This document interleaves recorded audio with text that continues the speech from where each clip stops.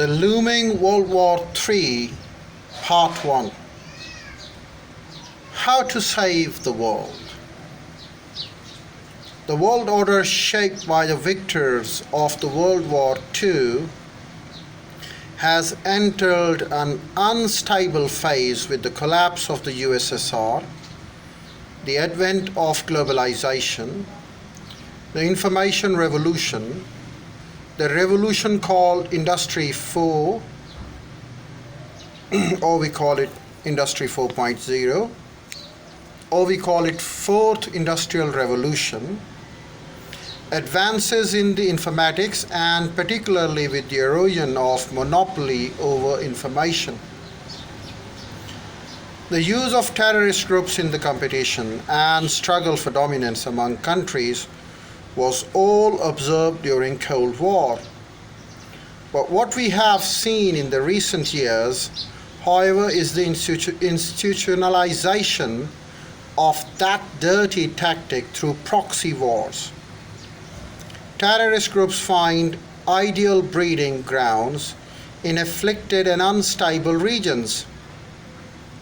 In these areas where people live in miserable life, in precarious conditions, sectarian and ethnic or class-based problems either turn into actual conflicts or pave the way for emergence of lethal terrorist groups.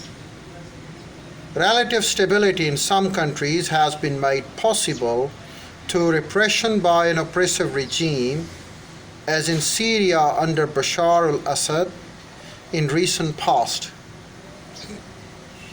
But the Arab Spring seems to have brought even the relative stability to an end. In short, countries with fragile democracy or economy have either slid into civil war or are about to meet the same fate at any moment. Apparently, most of the countries in these regions are former colonies, so Western nations are under a definite obligation to behave responsibly for enabling democracy and stability in these countries. However, that duty is not being performed, as if that is not bad enough in itself. There is an obvious effort that the designate good and bad terrorist organizations and legitimize good ones. What then is terrorism? The US conducting the Raqqa operation together with the People's Protection Units, YPG, the outlawed PKK Syrian offshoot, and provide arms to them together with a patronizing attitude towards this group held by Western nations, constitute an example. Meanwhile, Qatar faces a blockade for allegedly supporting terrorist groups. This is just the pinnacle of cynicism. We no longer have a common definition of terrorism, and this means a huge risk for the whole world. When you work with the terrorist groups, you cannot predict what goals and targets these groups will pursue over time, and what forces will come to control them. Indeed, the support given to radical groups during the Soviet invasion of Afghanistan resulted in 9/11 attacks. The resulting quagmire has become a breeding ground for many destructive groups like Al-Qaeda and Daesh. We don't live in a rose garden.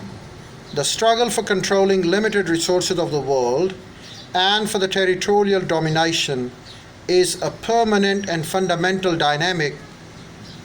Through history, especially since the industrialized revolution, this struggle has continued in line with the principle of divide and rule and invade. The Middle East, for its oil and natural gas reserves, and regions like Africa for their natural resources, have suffered much bloodshed and colonization, and have been controlled from after the end of colonial era. We'll tell you more about the same in the next video.